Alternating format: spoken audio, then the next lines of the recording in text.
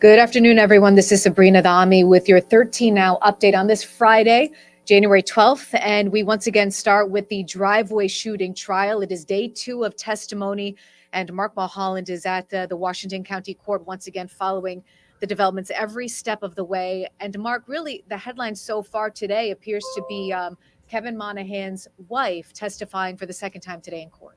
Yeah, good afternoon, Sabrina. Yeah, we're on the second floor of the Washington County Courthouse above the courtroom where testimony is being heard right now. And Jinx Monahan, so far the star witness for the prosecution here. You see her here. This is a photo I snapped in the courtroom, in the courthouse, just outside the courtroom as she got off the stand here late this morning, early this afternoon, where she was treated as a hostile witness. She was called as a witness for the prosecution in this case. Keep in mind, yes, she's the wife, non-estranged wife of Kevin Monahan, but she was called as a prosecution witness. And it turns out, it seems the judge felt and the district attorney felt that she was being more cooperative with the defense than she was the prosecution. She often said, when asked questions by Assistant District Attorney Christian Morris, "I don't recall," or answered very softly, not forcefully, not with any conviction or confidence. So the prosecutor, Morris, raised that to the judge and asked for permission to treat her as a, quote, hostile witness. And the judge agreed. The judge agreed that she seemed to be answering more forcefully, more effusively to the defense than the prosecution, when in fact she was called as a prosecution witness. We also learned through testimony and court conferences that she did not appear, she did not meet with the prosecution in advance to discuss her testimony, as is customary for witnesses who are about to testify at a trial. However, Jinx Monahan, Kevin Monahan's wife, did meet with the defense to discuss her testimony. So a lot of this, Mark, was centered around how she was speaking and the words she chose while testifying for the prosecution today? Yeah, and in particular, there was a lot of testimony about how fearful she was on that night, how fearful about the revving motorcycle engine and the cars in the driveway. She said that she felt like they were being invaded, but that was only testimony that was elicited by the defense, not the prosecution. So that, of course, is more helpful to the defense as they try to convey that the Monahans were in fear for their lives that night.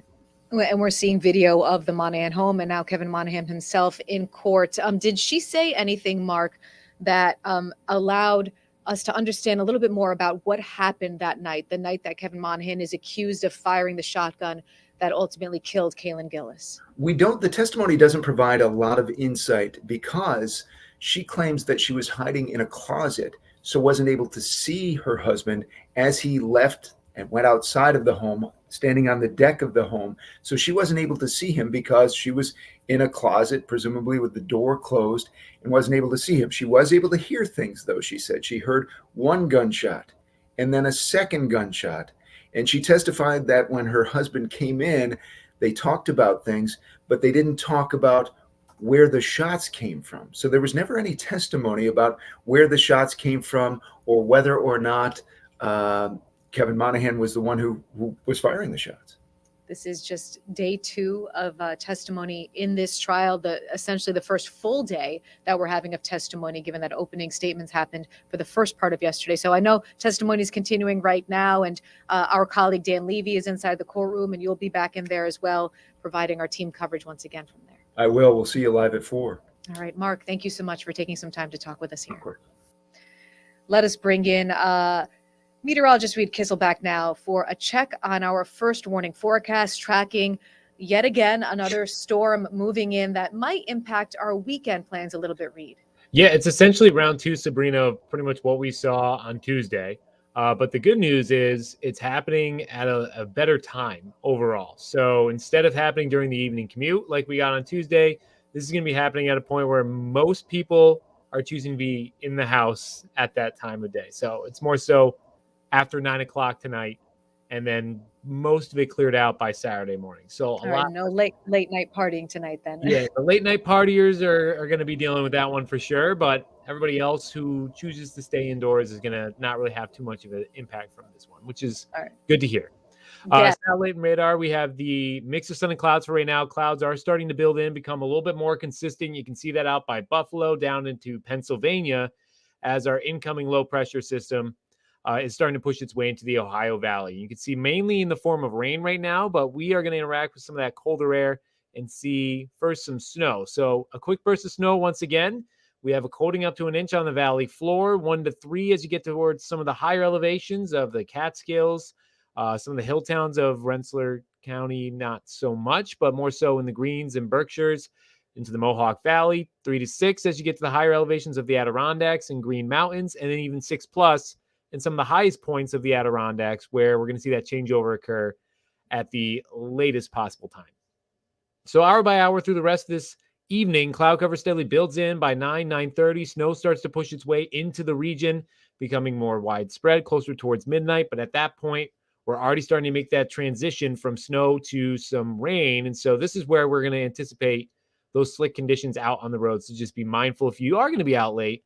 You might have to deal with this. Rain will fall steady and heavy at points overnight. Saturday morning, some scattered showers, mainly in the form of rain in place. Some of the higher elevations still dealing with a little bit of some light snow. And it's more consistent through the morning. Once we head into the afternoon, it's more so a few isolated showers, mainly in some of our higher elevations, particularly the southern Adirondacks, where a little bit some lake effect is going to set itself up into the remainder of the day Saturday and try to clear its way out on Sunday. Rainfall totals for this one, not as high as what we saw on Tuesday. And so the potential for flooding is significantly less. So we're not as concerned about that in regards to that. Some of the higher elevations still seeing some rainfall amounts up to a little bit more than an inch, maybe an inch and a half. And it will be windy once again. Some wind gusts as high as 40 to 50 miles per hour, certainly enough for a few isolated power outages overnight once again into the start of the day on Saturday. Saturday, the wind gusts will gradually drop off and improve. So for the rest of the day today, we're in the low 40s, increasing clouds for the night tonight, down to near freezing, mostly cloudy. That quick burst of snow first, then we quickly change over to rain and become breezy. 7-day planner. It's the active day on Saturday. A few elevation light snow showers on Sunday. Most of us mostly cloudy, high of 32.